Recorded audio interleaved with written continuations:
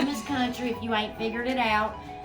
Yeah, my mama did not name me that. She named me Dorothy Lorraine, but that was pretty mean too. So country tends to do the job, and it's been hung on me for about 26 years. So I don't think I could get it off with a Brillo pad at this. We started here at Capital B Company. This is the famous and secret food of the East Side Tour. In case you think you're in the wrong place, you're not. You're really in the right place. We're going to be starting with a honey tasting. Even if you had done a honey tasting before, we're probably going to find you something new. We're going to find you something new because that new gallberry is brand new. So we'll make sure we do that one for you today. But even if you have done honey tastings, we'd find you something new because they are doing small batch. I heard me once on video and it embarrassed me so bad I almost quit talking, but then I couldn't. But yeah, so we're gonna start with the honey tasting here. We're gonna do, you get 10% off of everything they do themselves. So the honeys, the bee pollen, the comb, the straws, you're gonna get 10% off of all that. So if you fall in love with the meadow foam, which tastes like a vanilla marshmallow, yeah. So if you fall in love with that, feel free to let them know you got 10% off coming. Nobody's frauding it, just tell them. After this, we're gonna be going down the road to Chabella. We're gonna be starting here, we're going after this. We're gonna be going right down the road into the green square where we're gonna have a picnic. And we're gonna be doing a chicken biscuit from Rise's Biscuits and Donuts. They just brought them through and put them in the hot box, so I'm excited about that. You know, we love our fried chicken, so it's a great addition. After that, we're gonna be going right down the road to Chabella. I would love to tell you what we're gonna have. We may have what you had last time, but if he went to the market today and got something new, you get a new dish. So we're gonna be getting whatever it is farm to table. He doesn't have a microwave, he doesn't have a freezer, he don't have a deep fat fryer. He thinks fried is an F word. We've had discussions about how it's not. But yeah, ooh. But anyway, I may not know what you're gonna have, but I know their drink menu. So if you would like to have a lemon lavender, lemon honey, vodka, champagne with a little bee pollen on the top, you know, you can walk in the street with it. You ain't got to chug a lug. We chug a walk. And there's not a lot of options for alcohol on this tour, and sometimes it takes a little liquor to like her, and I'm her. So if you would want you a cocktail, you might want to get you one there because ain't gonna be many options for it. They also have swings. There's no polite way to say adult swings and not make you think something better than I mean. I just mean a swing that will hold an adult. Don't Google it and show me what you thought I meant because I don't ever need to see that again. Just saying, have somebody do it. After that, after we leave Chabella, we're gonna go through Green Square and then we're gonna go to Ashford's Tea and Tea Tasting. We're gonna learn a bit about tea and then we are gonna have a sandwich there. We're gonna have a conquistador sandwich from Zoo, a marinated grilled chicken sandwich, lettuce, tomato, fresh baked bread, really good sandwich. After we leave there, we are going to the Common. The Common is save up for it. Is that the one you loved? Yeah, they do a southern spin on the Oyster Rockefeller. The Oyster Rockefeller is a smoked James River oyster with cream collard greens, cherry Valentino drizzle, and Munster cheese over with some pork belly. It is amazing. And I like to say, even if you're not an oyster fan, it's a good gateway oyster. Because there's so many goodies on top, you don't really notice the oyster till the end. On the side, though, is fried cornbread.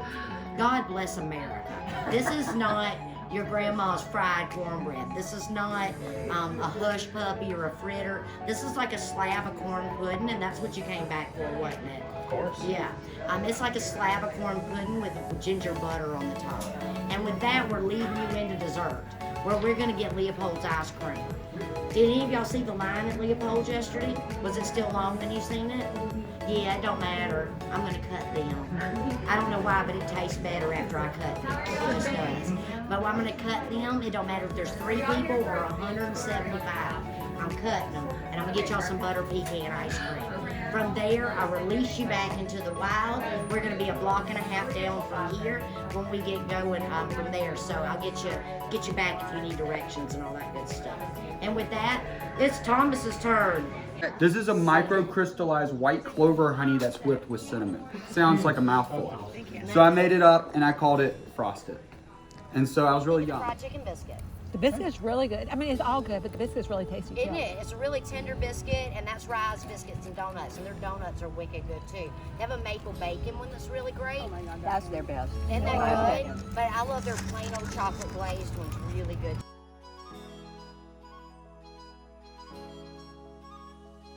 Have any of you been to the Pirate's house yet? Well, if you do decide to go, when you go to the restroom, when you turn the corner there's a big hole in the floor with a rail around it. That was hidden for over 100 years.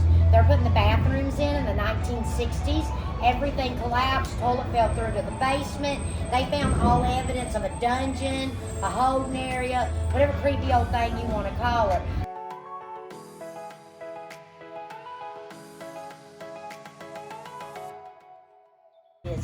However, they used to kidnap men out of there.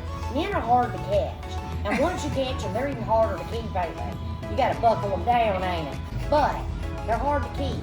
So if you caught them on Tuesday, but the boat ain't coming till Friday to pick them up, are you gonna let them go again? It's not a catch and release. You put them in that big hole in the floor and you hold them till the boat comes. So there's a story down there on the placemat, so it's gotta be true, about a police officer in the 1800s who got knocked in the head, drug out the tunnel. They say it took him 2.5 years to get home after he jumped ship in the Caribbean. You buying it? No. My husband shows up 2.5 years late from a bar with a tan. We are not friends. But yeah, so they were shanghaiing men out of there, and this fella made it back 2.5 years later. He stuck to his story, and they put him on a placemat, so good for him. But the tunnel that's up under the Pirate's house, Robert Louis Stevenson stayed there. He wrote Treasure Island and Kidnap. They say he based that on the tunnels under and so they have an old copy along the walls that's been taken apart of Treasure Island on the walls. That's pretty cool. And Kidnap, they say, was based on the tunnels under the building. It's pretty neat stuff. The way a house is built. And this one is built out of this. This is called tabby. It's shale, sand, and lime. It's early building material in Savannah, and then that's stucco over it. But what makes it special is this house has walls 12 to 24 inches thick throughout this house because they're holding weight. Up above us, those are cisterns. This house had running water and plumbing 15 years before the White House did. Imagine how schwanky-dang-danky you were here in Savannah to have clay piping running your plumbing, and they're still running up and down the stairs with a pot in their hand for the president, you know what I mean? So if anybody fancy came to town, where would you put them? At the fancy house. So Lafayette came to town in what I call the Begging for Money tour, and he did his tour of the South. Well, he stood right here on this ironwork balcony, and now it's called Lafayette's balcony. He stood there one time. I just want to put that out there. But whatever, it's Lafayette's balcony. So he stood right there, and they had a big parade. All this area would have been filled up with people, and well, he proceeded to give his speech in French. Vive la French. Yeah. But you can tell by the way I just said that I don't speak it at all.